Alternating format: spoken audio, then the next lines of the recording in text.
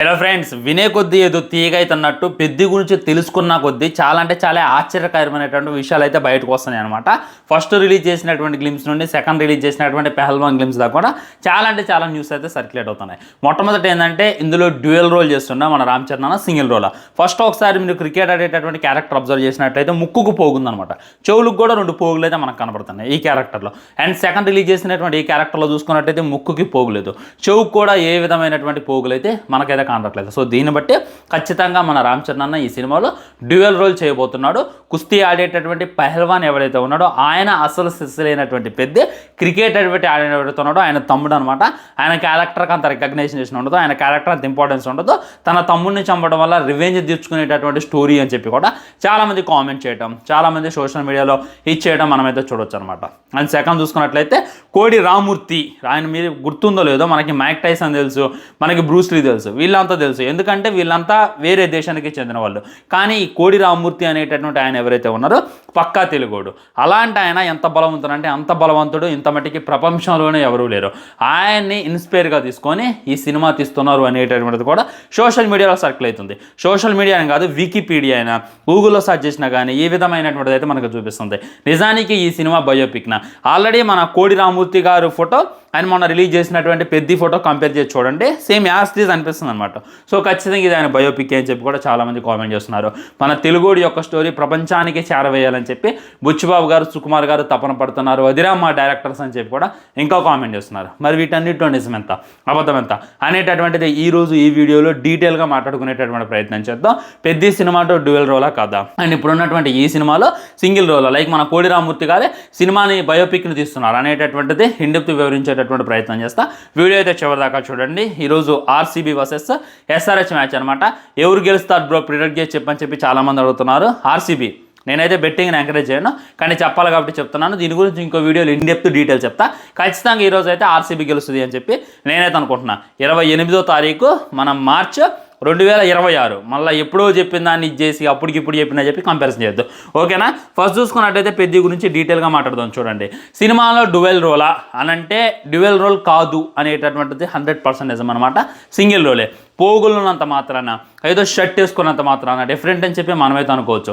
ఇంకా నయం ఈ క్యారెక్టర్లో చూసుకున్నట్లయితే అసలు బట్టలు వేసుకోలేదు, ఈ క్యారెక్టర్లో చూసుకున్నట్లయితే షర్ట్ వేసుకుంటూ ప్యాంట్ వేసుకుంటూ, కాబట్టి డ్యూయల్ రోల్ అని చెప్పి చెప్పలేదు. కుస్తీ ఆడేటప్పుడు చెవుకైనా మెడకైనా చేతికైనా ఎక్కడైనా సరే ఇంత అంటే ఇంత పోగులు ఉండకూడదు, ఎందుకంటే అవి పడతాయి అనమాట. వాటిని పట్టుకొని గుంజేటటువంటి ఇది కూడా ఉంటుంది. అవి బేసిక్ రూల్స్. సో ఈ రూల్స్ని కఠినంగా పాటించాలి అనేటటువంటి ఉద్దేశంతో, ఈ రూల్స్ని కఠినంగా పెట్టాలి అనేటటువంటి ఉద్దేశంతో బుచ్చిబాబు గారు ఆలోచించి ఈ విధంగా పెట్టారనమాట. నిజంగా అంత కేరింగ్ తీసుకున్నందుకైతే మనమైతే సలాం కొట్టవచ్చు అనమాట. ఈ ముక్కు పోగుంది, ఈ చెవి పోగుంది, ఇవి ఏవైతే ఉన్నాయో పెద్ద క్యారెక్టర్, 2 పెద్ద క్యారెక్టర్లే కాదంటలా. కానీ ఫస్ట్ క్రికెట్ ఆడేటటువంటి క్యారెక్టర్, ఆ తర్వాత మీరు డైలాగ్ విన్నారు కదా, ఇంకెందుకు డబుల్ యాక్షన్ అని చెప్పి మీకు అనిపిస్తుంది. బంతికి ఎదురెళ్ళటం కాదురా ఇది, కుస్తీ అంటే చావుకి ఎదురెళ్ళటం రా అని అలాంటితోనే కదా చెప్పేది. సో ఆ క్యారెక్టర్ వేరు, ఈ క్యారెక్టర్ వేరు. అంటే ఈ క్యారెక్టర్కి ఆ క్రికెట్ గురించి చెప్పాల్సిన అవసరం ఏముంది? సో ఫస్ట్ డైలాగ్ బట్టి ఖచ్చితంగా డ్యూయల్ రోల్ కాదు అని చెప్పి నాకైతే అనిపిస్తుంది అనమాట. పెద్ద చూసుకున్నట్లయితే అన్ని గేమ్స్ ఆడాలి అని అనుకుంటాడు. ఫస్ట్ చూసుకున్నట్లయితే క్రికెట్ ఆడుతాడు, ఆ తర్వాత చూసుకున్నట్లయితే వేరే వేరే గేమ్స్ ఆడుతాడు. అందులో భాగంగానే కుస్తీ ఆడుతాడు, ఆ తర్వాత కబడ్డీ, చాలా గేమ్స్ ఉంటాయి. ఫుట్బాల్ గేమ్ కూడా ఉంటుంది అని చెప్పి బయటకు బాగా వినపడుతుంది అనమాట. వీటన్నిటి గురించి మీకు ఇంకా వేరే వీడియోలో వివరించా, ఆ వీడియో కూడా మీరు చూసేటటువంటి ప్రయత్నం చేయండి. సో ఖచ్చితంగా ఈ సినిమా అయితే డ్యూయల్ రోల్ కాదనమాట, సింగిల్ రోల్. మన రామ్ చరణ్ అన్న ఒక్కడే అనమాట. సో ఈ సింగిల్ రోల్తోనే సినిమాలు ఎలా నడిపిస్తారు అనేటటువంటిది మనమైతే వెయిట్ చేసి చూడాలి. అండ్ మన కోడి రామూర్తి గారి స్టోరీయా అని చెప్పి చాలామంది అడుగుతున్నారు అనమాట. అది ఆయన స్టోరీని ఇన్స్పైర్గా తీసుకొని ఉండొచ్చు, యాజ్ టీజ్గా దింపుతారు అని చెప్పి నేనైతే అనుకోను. ఎందుకంటే ఆయన క్రికెట్ ఆడలేదు ఎప్పుడు. ఆయన చూసుకున్నట్లయితే కుస్తీ ఆడిండు, లైక్ బుల్ ఫైట్స్ ఆడిండు, ఇంకా చాలా అంటే చాలా ఆడిండు. ఆయన గురించి కొద్దిగా చెప్పు బ్రో అని చెప్పి చాలామంది అడుగుతున్నారు. ఆయన చూసుకున్నట్లయితే ఆంధ్రప్రదేశ్లో జన్మించారు, మనకు స్వాతంత్రం రావడానికి కొద్దిగా ముందనమాట. ఆయన ఎంత బలవంతుడు అంటే ఒకసారి ఆయన నేల మీద పడుకొని ఆయన మీద ఒక బండరాయిని పెట్టి దాని మీద నుండి 1000 కేజీలు ఉన్నటువంటి ఏనుగును నడిపించారు.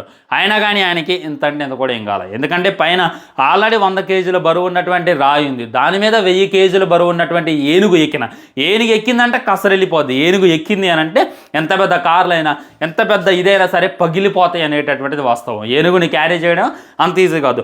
అలాంటి ఏనుగుని ఆయన మీదకి ఎక్కించుకుంటూ అంత బలవంతుడు అనేటటువంటిది రియాలిటీ. నేనేం సొల్లు కబుర్లు చెప్పట్లేదు. ఒకసారి వెళ్ళి యూట్యూబ్లో సెర్చ్ చేయండి, ఒకసారి వెళ్ళి మన ఏఐని అడిగేటటువంటి ప్రయత్నం చేయండి. అదే మీకు పాయింట్ టు పాయింట్ చెప్పేటటువంటి ప్రయత్నం చేస్తుంది. ఏనుగుని మీద ఎక్కించుకున్నటువంటి వన్ అండ్ ఓన్లీ మ్యాన్ అయితే మన కోడి రామూర్తి గారు. తర్వాత చూసుకున్నట్లయితే లైక్ ఒకసారి ఏమైందంటే అటు నలుగురు ఇటు నలుగురు ఆయన ఇనప సంఖ్యలతో బంధించి లైక్ చుట్టూ గట్టిగా పట్టుకున్నారనమాట. ఆయన ఒకేసారి ఊపిరైతే ఒక్కసారి పిలవగానే ఆ చైన్లో ఆ నలుగురు లేస్ అవతల పడ్డారు. చైన్లు కూడా తునకలు అయ్యాయి. ఇంకా అప్పట్లో ఐరన్ చైన్లు చాలా అంటే చాలా గట్టిగా ఉంటాయి. ఇప్పుడు చూసుకున్నట్లయితే ఐరన్ కాస్ట్ పెరిగిపోయిందని చెప్పి నకిలీ వస్తున్నాయి, కానీ అప్పట్లో చాలా అంటే చాలా గట్టిగా ఉండే. వాటన్నిటిని జస్ట్ ఒక్క బ్రీత్తోనే తెంపి అవతల పడేసేటటువంటి వ్యక్తి అనమాట. అంతెందుకు ఈయన బలవంతుడు అని చెప్పి అందరూ అంటున్నారని ఆ టైంలో ఉన్నటువంటి ఒక బ్రిటిష్ జనరల్ ఒక కారుని తీసుకొచ్చి ఆయనకి పట్టుకోవని చెప్పి ఈయన స్టార్ట్ చేసి మూవ్ చేసేటటువంటి ప్రయత్నం చేసిండు. కారు ఇంత అంటే ఇంత కూడా కదలేదనమాట. ఆయన ఎంత బలవంతుడు అంటే ఇంకా చాలా బలవంతుడు అని చెప్పి చాలా కథలు అయితే చెప్తారు. మన సింహాన్ని వేటాడేటటువంటి దమ్ముంది, పులిని వేటాడేటటువంటి దమ్ముంది. ఆయన పట్టుకున్నటువంటి ఆ గద ఏదైతే ఉందో కనీసం 4-5 మోసేటటువంటి బరువు ఉంటుంది. అలాంటి గద ఆయన ఒక్కడే ఎత్తగలడు అనేటటువంటిది. ఒకసారి బుల్ ఫైట్ అయితే జరుగుతుంది స్పెయిన్లో. ఆయనకి ఏమాత్రం కూడా ఎక్స్పీరియన్స్ లేదు. అయినా కానీ తిరిగి దాని కొమ్ములు అయితే ఇరి చేసిండు. అప్పటిదాకా చాలా ఫైట్ చూశారు ఆ స్పెయిన్లో వాళ్ళు, కానీ ఆయన చేసినటువంటి ఆ ఫైట్ చూసి ఆశ్చర్యానికి గురయ్యారనమాట. ఈ విధంగా ఆయన గురించి చెప్పుకుంటూ పోతే ఒక 2 నిమిషాలు మాట్లాడవచ్చు. అన్ని గొప్పలు అయితే సాధించిండు. ఒక మైక్ టైసన్ కన్నా, ఒక బ్రూస్లీ కన్నా బలవంతుడు. కానీ ఆయన దగ్గర చాలా అంటే చాలా డబ్బు ఉంది. మొత్తం దాన ధర్మాలు చేసి స్వాతంత్రం కోసం ఖర్చు పెట్టి ఆయన ఖజానా ఖాళీ అయింది. ఆయన పేదవాడుగా మిగిలిపోయిండు. ఆయన చనిపోవడం కూడా చాలా బాధాకరం అని చెప్పి కూడా చాలామంది తెలియజేస్తారనమాట.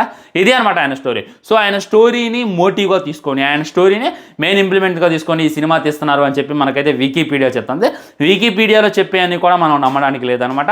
ఆయన గద పట్టుకుంటూ మన పెద్ద గద పట్టుకుంటూ అంటే ఎట్ట మన ఆయన చూసుకున్నట్టయితే కుస్తీ ఫైట్ చాలా తక్కువ ఆడేవాడు రామూర్తి గారు. అలాంటిది ఈ పెద్ద సినిమాలో కుస్తీ ఫైట్స్ ఎక్కువగా ఉంటాయి అనేటటువంటిది క్లారిటీగా అర్థమవుతుంది. ఆయన క్రికెట్ బ్యాట్ పట్టుకుందే లేదు. అలాంటిది ఇంకా క్రికెట్ ఎందుకు ఆడతాం అని చెప్పి గుర్తుంచుకోవాలి. కొన్ని సంఘటనలు దాని నుండి ఇన్స్పైర్గా తీసుకొని చేసేటటువంటి ప్రయత్నం చేయొచ్చు. ఇప్పుడు మన రామ్ చరణ్ అన్న ఏనుగుని మీద ఎక్కించుకుంటే మట్టికి అంటే అభిమానులు ఎలా తీసుకుంటారు అనేటటువంటిది మీరు ఆలోచించండి. తీస్తే ఆయన బయోపిక్ యాస్థితిగా తీస్తే బాగుంటుంది, కానీ మధ్యలో ఆయన తీసుకొచ్చి పెడితే మట్టికి బాగోదు అనేటటువంటిది నా ఉద్దేశం అనమాట. ఇది ఫ్రెండ్స్.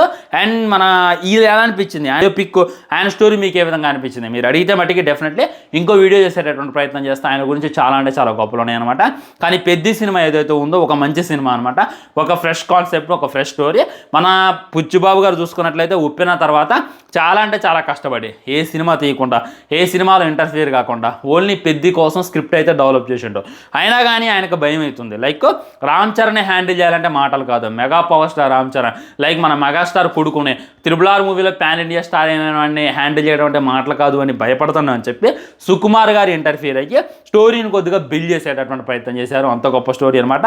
సో ఇద్దరు లెజెండ్స్ కలిసి సినిమా అయితే తీస్తున్నారు. ఖచ్చితంగా సినిమా ఎక్కడో ఉంటుంది అని చెప్పి నేనైతే ఎక్స్పెక్ట్ చేస్తాను. ఆల్రెడీ రియాక్షన్ వీడియో చేశా, స్టోరీ లేని ఏంటి అనేటటువంటి వీడియో కూడా చేశా. అవి కూడా చూసేయండి, మీకైతే ఒక క్లారిటీ వస్తుంది. ఉంటా మరి నిన్నటువంటి ఒకటే సర్కిల్ అవుతుంది. ఇదే స్టోరీ, ఇదే బయోపిక్, అది అని చెప్పి కూడా చాలామంది కామెంట్ చేస్తున్నారు. ఏమో సినిమా రిలీజ్ అయ్యాక మనకైతే క్లారిటీ వస్తుంది. ఇంకెన్నో రోజులు లేదు కదా. ఇవాళ చూసుకున్నట్లయితే 28, ఇంకొక 2 days ఈ నెల అయితే అయిపోద్ది. ఇంకొక 30 days ఏప్రిల్ 30కి అయితే సినిమా రిలీజ్ అవుతుంది. బాయ్ నమస్కారం. ఛానల్ని సబ్స్క్రైబ్ చేసుకొని వీడియో లైక్ చేయండి, వీడియోని షేర్ చేయండి. తర్వాత సినిమా అప్డేట్స్ ఉన్నాయి అనమాట వేరే వాటితో. మళ్ళీ కలుద్దాం. బాయ్.